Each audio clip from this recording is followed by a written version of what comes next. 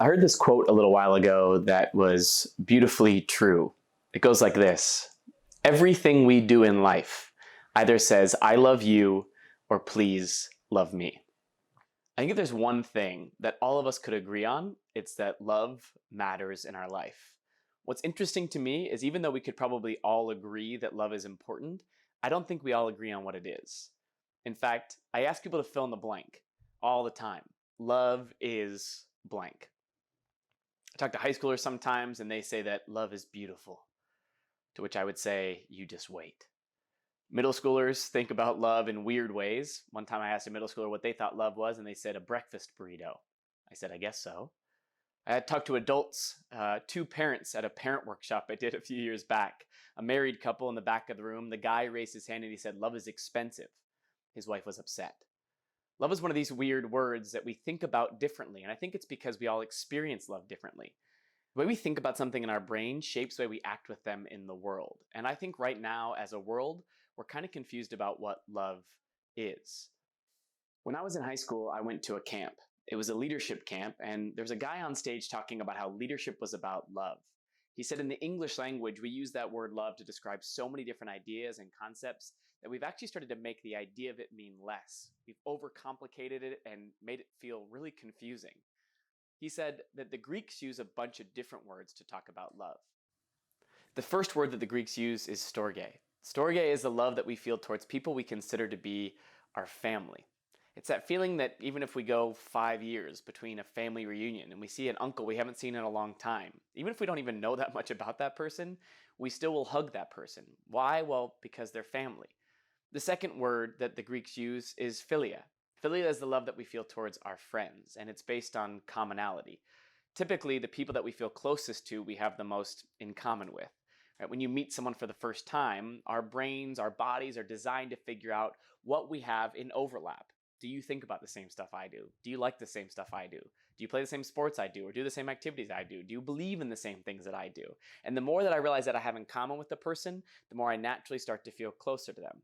It's why our best friends are people that get us or understand us in ways that most people don't. The third kind of love that the Greeks talk about is eros. Eros is romantic love. It's attraction. It's that feeling when your crush walks into the room and everything changes. Normal people walk in, you're like, hey, good morning. Your crush walks in, you're like, hi. Right? You get weird and awkward simply because you're attracted to that person. The fourth kind of love that the Greeks talk about is agape. Agape love is unconditional love. It is selfless love. It is love based on a choice. I think it's important to talk about these different kinds of love because it's a reminder to me that the vast majority of the ways that you and I talk about, think about, or experience love are actually feelings based. Right? Storge love would be love of family, that feeling of affection. Philia is the love I feel towards my friends, that feeling of closeness. Eros is that feeling of being hi, in love, which means if we're not paying attention, if we're not having this conversation, then unintentionally as a world, I think we've started thinking about love as a feeling. Let's translate that to how we treat each other. I think most people, even unintentionally, operate like this. I will love you as long as I feel like it. I'll be kind to you if it's convenient. I'll be patient with you as long as you're not annoying. I'll respect you if you've earned my respect. I'll forgive you if you say sorry first. I'll have empathy for you if I already understand you. I'll stand up for you as long as it means no one starts making fun of me next. I'll love you as long as it's comfortable, as long as it's convenient, as long as I feel like it. Simple follow-up question. If I only go to the gym when I feel like it, how often do I show up? Yeah, never. A commitment to loving people in our life is a commitment to doing it even when we don't feel like it. In fact, I would say this. The only way that you and I get stronger at something as important and critical as love in our life is to do it especially when it's inconvenient, particularly when it's uncomfortable. Sometimes it's the people that are the hardest for us to love. They're the ones that most need it. And perhaps they're actually the ones that will most help us grow in love. I found a picture of myself not long ago in an old box of photos. I was about 6 years old and I was wearing multicolored overalls and a karate headband. And I thought to myself, man, I looked awesome. I remembered that time in my life, one of my favorite memories was going back to Maine to visit my grandma. I loved visiting my grandma. She's an amazing human being. And one of the best parts about visiting her was just down the road from my grandma's house.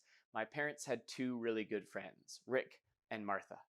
Rick and Martha owned a really small hotel in a really small town. And so even when I was like a little kid, my parents would let me go by myself over to the hotel. And it was like a giant playground. Right? This like massive hotel. They had a restaurant. I could order Shirley Temples first thing in the morning. They were free. I would run around and knock on people's door. And Rick and Martha, they lived actually in the hotel that they owned. The best part was that Rick and Martha also had two daughters, Alexis and Lydia. They were about 10 years older than me, and I thought I had a chance. So I would go over in my nicest pajamas. And Rick and Martha would force Alexis and Lydia to sit in the living room while I told really bad jokes that I'd read on the internet the night before. They would sit and suffer through some bad internet comedy for like 30 minutes. And at the end, Rick would always come out with a big cup of hot cocoa, whipped cream on top, and he would walk me back to my grandma's house. I think you'd like Rick a lot. In fact, if you can picture him for a second, he's like 6'3", piercing blue eyes, perfectly coiffed white hair. I think he actually invented the word coiffed. Rick's the kind of person that was involved in everything. You couldn't go anywhere without someone knowing who he was because he volunteered his time in every direction. He's the president of the Rotary Club, board of the Chamber of Commerce, vice president of the Senior Citizens Center, on fundraising committees for arts and education. The dude did everything. And he was someone that I always looked up to as a leader and a business person and just a human being. A few years ago, Rick was diagnosed with a really aggressive form of brain cancer called glioblastoma. I hadn't seen Rick for a long time, but later that year, I got a chance to visit him. It was around the holidays, and Rick and Martha had sold their hotel and bought a really beautiful home. In fact, I went to go visit, and Martha, Rick's wife, was standing outside. There's this big red door, and they had just gotten back from the doctors, and they hadn't gotten good news. In fact, the doctor had told Rick that he had about 3 months, maybe 100 days left to live. I walked in and sat down, and Rick had made me a big cup of hot cocoa with whipped cream on top. And for 2 hours, he just asked me questions about my life. How's speaking going? How's your family? What are you thinking about love? Here's a guy with 100 days left to live, and all he wanted to know was how I'm doing. One of my favorite quotes about life and leadership goes like this. If you've ever been worried about being interesting, stop and work on being interested instead. Rick's the kind of person that made you feel like he was interested in everything you had to say, invested in every part of your life. It was the last time I got to see him. In fact, about 3 months later, the world lost a really amazing guy. And about a week after he passed away, they had a celebration of life. And all kinds of people got up on stage to say really beautiful things about Rick and all the things that he did for the community. But the last two people that got on stage were his two daughters, Alexis and Lydia. They told a really simple and short story about how they both had moved out of their parents' house 8 years before their dad had passed away. And how every single day since the day they moved out, rain or shine, a random Tuesday, their birthday, it didn't matter. Every day they would go to the mail and get a postcard. And sometimes they were long. Words of wisdom from their dad, all the things that he believed in them for, all the reasons why he loved them. I guess sometimes the postcards were much shorter. Things like pick up the phone when I call you, or thank the mailman. He deals with a lot of these. If you're doing the math, it's about 3,000 postcards each. About 6,000 postcards in total. I remember sitting there thinking to myself that this was important. That Alexis and Lydia, they didn't bring up newspaper articles about their dad. They didn't bring up his trophies or his awards or his recognition. They didn't add up his community service hours and put them up on display. They didn't talk about his GPA. They brought up a big box of postcards. And one by one, they read a handful of them. I remember thinking to myself, maybe that's what love is. A box of postcards. A box filled with consistency. A box filled with something that Rick did every single day in a small way to remind someone in his life that they were loved. Everything we do in life either says, I love you, or please love me. I think all of us want to get better at love. It's this really important thing in our life. And sometimes it feels so big and so abstract that we don't know where to start. Well, maybe it starts really small. Maybe it starts with something like a postcard.